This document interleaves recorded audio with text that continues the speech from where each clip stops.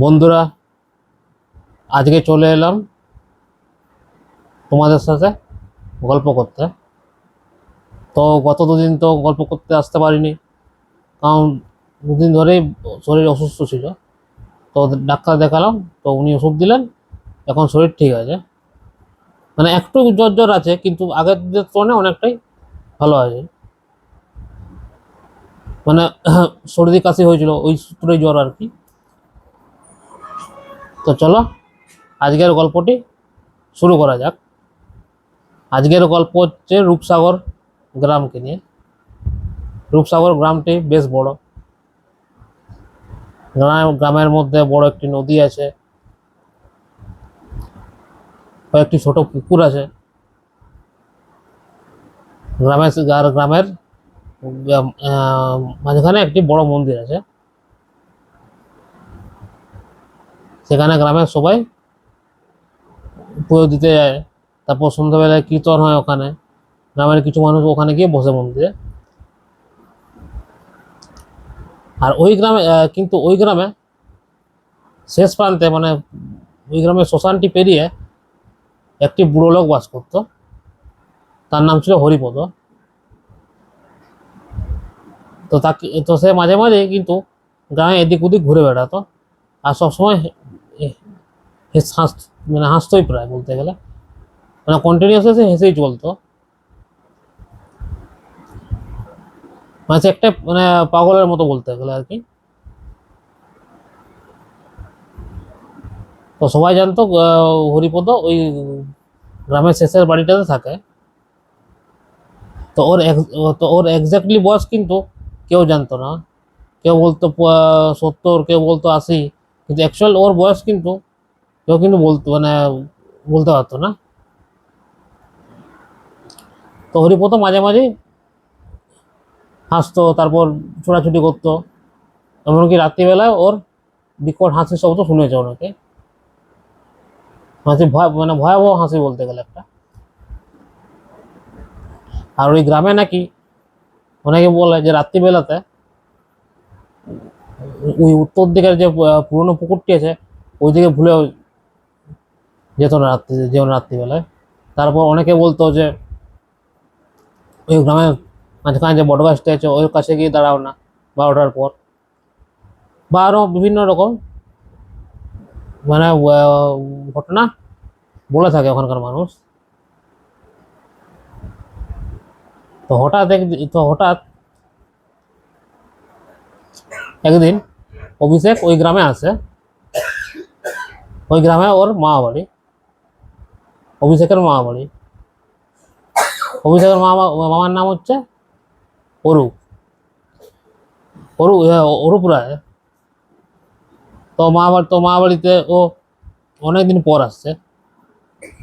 ওর বাড়ি হচ্ছে কলকাতাতে। আর কলকাতা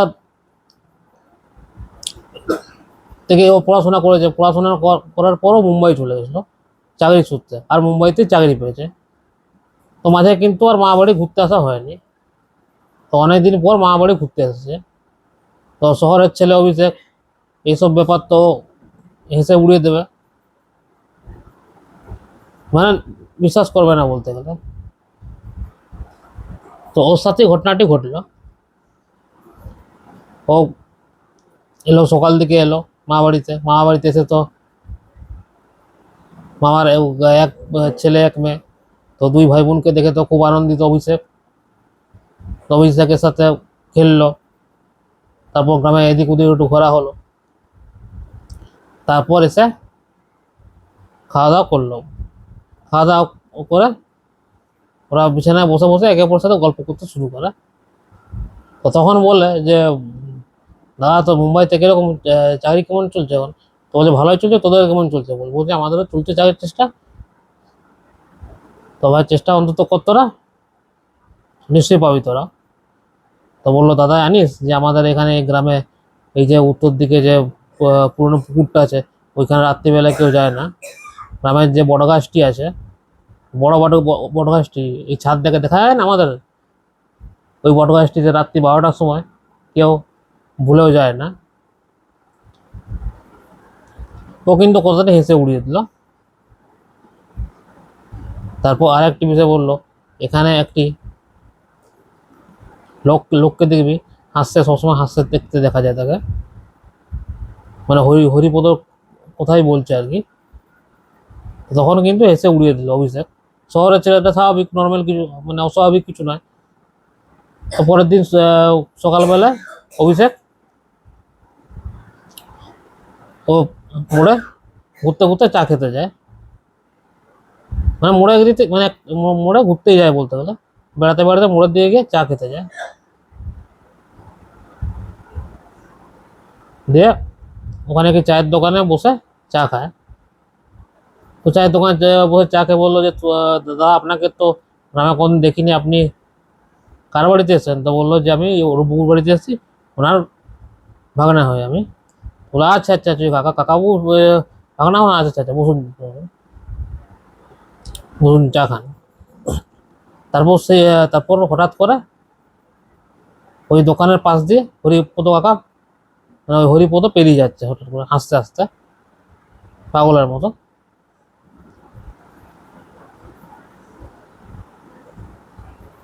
তো তারপর বললো যে ও হাসছে কেন এইভাবে, এই বুড়োটা হাসছে কেন?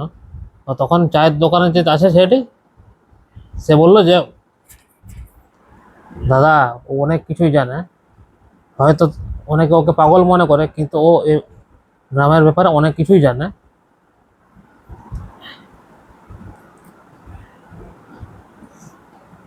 তো পরে ও কথাটা আর গুরুত্ব দিল না অভিষেক।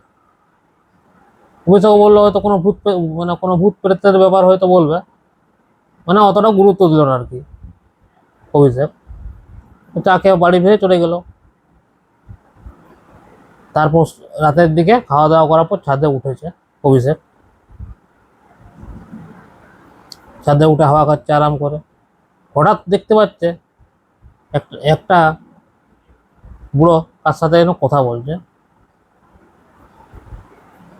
ভালো ভালো করে দেখার পর বোঝা গেল ওটা হরিপদ কারোর সাথে কথা বলছে হঠাৎ, কিন্তু কার সাথে কথা বলছে তাকে কিন্তু দেখা যাচ্ছে না, কিন্তু হরিপদ কারোর সাথে যেন কথা বলছে।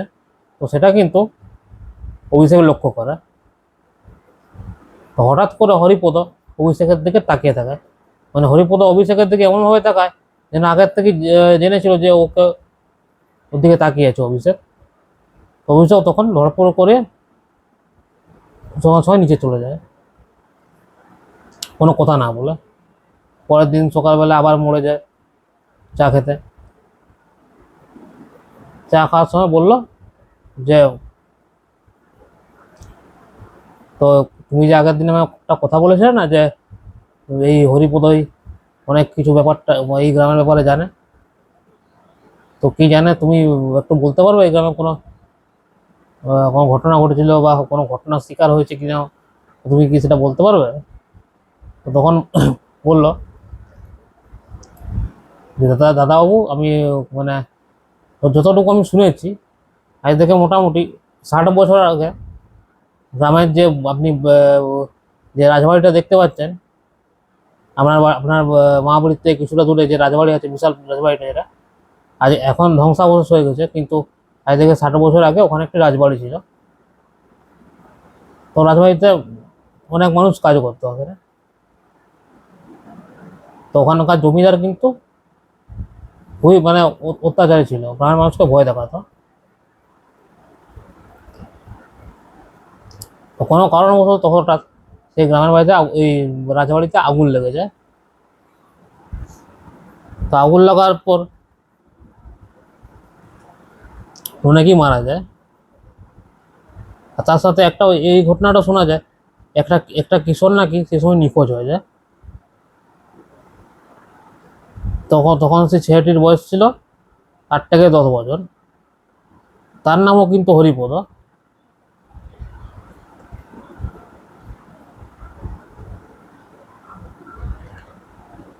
তো তাহলে কি এই সেই হরিপদ? তো বললো হতে পারে।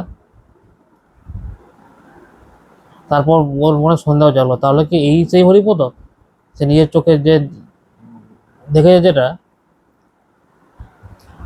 তখন ও পরের দিন, তো সেই দিনই বিকালবেলা ও প্রাণের শেষ প্রান্তে শ্মশান পেরিয়ে হঠাৎ হরিপদর কাছে গেল। হরিপদর কাছে গিয়ে ওর বাড়ি ঠকঠক করলো, ঠকঠক করে হঠাৎ খুলে দেখছে ও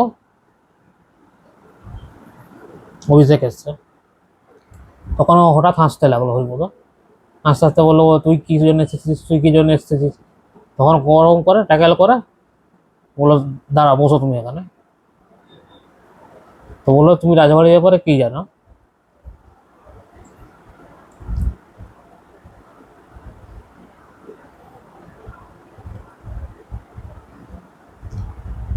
তো বললো যে আমি সব জানি, আমি সব দেখেছি, আমি ওই বাড়িটা কি জ্বলতে দেখেছি পুরো। তো বললো, ঠিক আছে, তুমি আমাকে ব্যাপারটা বলো। তো তখন হরিপদ হঠাৎ করে একটি ডায়েরি বার করা। তো ডায়েরিটাতে তো হরিপদ জন্ম তারিখ ফর্ম তারিখ সব দেওয়া ছিল। ও জন্ম তারিখটা দেখেই বুঝতে পারা গেল কিন্তু যে এই কিন্তু সে হরিপদ, মানে একটা মানে একটাই কনফার্ম হয়ে গেল যে যে ছেলেটি হারিয়ে গেল সেই ছেলেটি হচ্ছে হরিপদ। এবার হরিপদ বলল যে সেই রাত্রে আমি পুরো বাড়িতে আগুন জ্বলতে দেখেছিলাম, কিন্তু সেই রাত্রে একটি অদ্ভুত দৃশ্য আজও আমার মনে আছে, ওটি আমি আজও ভুলতে পারিনি। ও কিন্তু বড় বড় চোখ করে বলতে লাগলো। ও বললো যে সেই দিন রাত্রিবেলায় বাড়িটিতে আগুন ধরে যায় ঠিকই, কিন্তু একজন সাদা শাড়ি পরা মেয়েকে দেখতে পাই, ওর গায়ে কিন্তু একটুকু আগুন লাগেনি। ও বললো, সবাই চলে যাবে, আমি কিন্তু থেকে যাব। তো তারপর থেকে আমি বাইরে চলে যাই। তারপরে কোনো কাজ না হওয়া সত্ত্বে আমার মাথার মানে অনেকে পাগল ভাবে আমাকে হয়তো, কিন্তু আমি সেই ঘটনা কিন্তু ভুলতে পারিনি। তো সেই অদ্ভুত ঘটনার ব্যাপারটা আজও আমি ব্যাখ্যা করতে পারিনি ওর কাছে, আর কেউ বিশ্বাসও করবে না।